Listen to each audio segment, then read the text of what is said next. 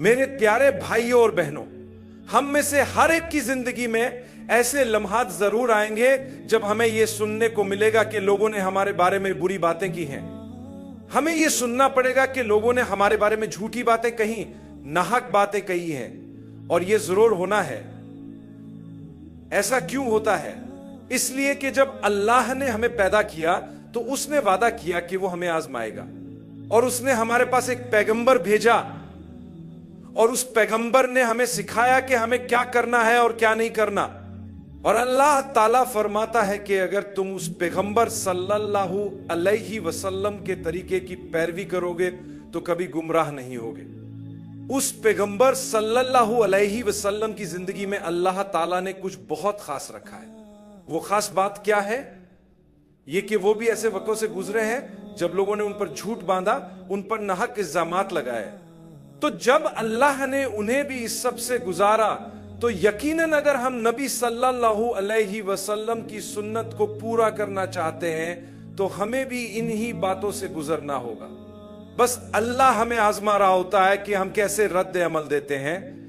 تو جب کوئی آپ کے بارے میں بری بات کہے، آپ پر جھوٹا الزام لگائے، چاہے وہ آپ کے پیٹھ پیچھے ہو یا آپ کے سامنے، تو ایک مومن ہونے کے ناطے، ایک ایسے شخص ہونے کے ناطے جس نے لا الہ الا اللہ محمد رسول اللہ کا اقرار کیا ہو، یعنی جس نے یہ تسلیم کیا ہو کہ اللہ کے سوا کوئی معبود نہیں اور محمد صلی اللہ علیہ وسلم اللہ کے رسول ہیں، تو سب سے پہلا کام جو آپ کو کرنا چاہیے وہ ہے اللہ کا شکر ادا کرنا. جی ہاں، یہ سن کر عجیب لگے گا، لیکن جب کوئی آپ پر الزام لگائے یا آپ کو برا کہے تو فوراً الحمدللہ الحمدللہ کہیے. شاید آپ کو لگے کہ میں کچھ عجیب یا پاگلوں جیسی بات کر رہا ہوں، لیکن حقیقت یہ ہے کہ نہیں، اللہ نے آپ کو چن لیا ہے. چن لیا ہے مگر کس لیے؟ اللہ نے آپ کو منتخب کیا ہے خاص سنت پر عمل کرنے کے لیے، اور اللہ آپ کو اس کے لیے تیار کر رہا ہے.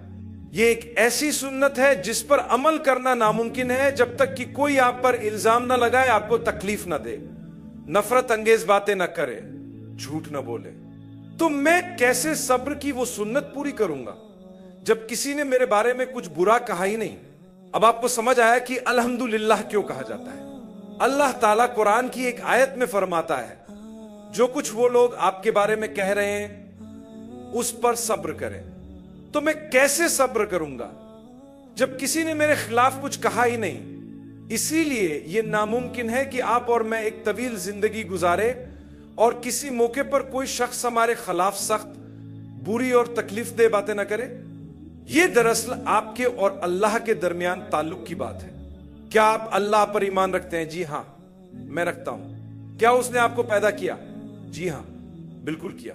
کیا ہم سب نے اسی کی طرف لوٹ کر جانا ہے؟ جی ہاں.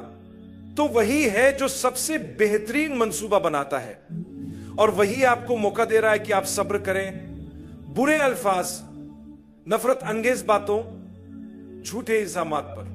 میری پسندیدہ قرآنی آیات میں سے ایک آیت یہ ہے، اگر آپ نے میری کچھ باتیں سنی ہوں تو یقیناً میں نے کئی بار دہرائی ہے کہ اللہ فرماتا ہے ہم جانتے ہیں کہ جو کچھ وہ کہہ رہے ہیں وہ آپ کو دکھ دیتا ہے. اصل میں جو لفظ استعمال ہوا ہے وہ ہے یہ آپ کو غمگین کرتا ہے. نبی کریم صلی اللہ علیہ وسلم غمگین اس لیے ہوتے تھے کیونکہ آپ جانتے تھے کہ یہ لوگ دراصل خود اپنے ساتھ زیادتی کر رہے ہیں. اگر آپ ایک اچھے انسان ہیں، آپ معصوم ہیں، آپ سیدھے راستے پر ہیں، اور کچھ لوگ آپ کے بارے میں غلط باتیں کہہ رہے ہیں اور آپ جانتے ہیں کہ وہ جھوٹ بول رہے ہیں، تو آپ کو کہنا چاہیے الحمدللہ اور ان کے لیے افسوس محسوس کرنا چاہیے.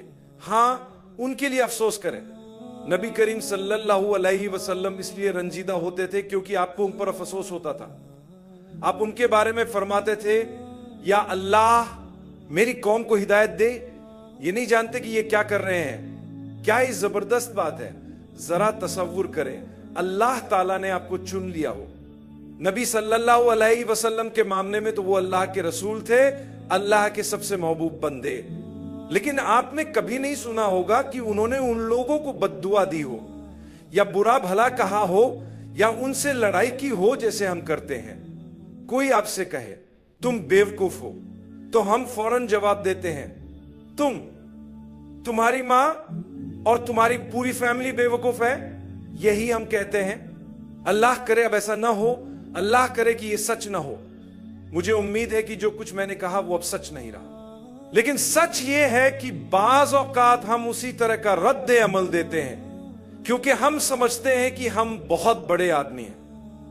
कोई हमारे बारे में कुछ कहे तो हम फौरन उसकी पूरी कम्युनिटी को बुरा कह देते हैं। मेरे प्यारे भाइयों और बहनों, जरा गौर फरमाइए कि मनफी बातों को मुस्बत आंख से देखने की आदत अपनाइए।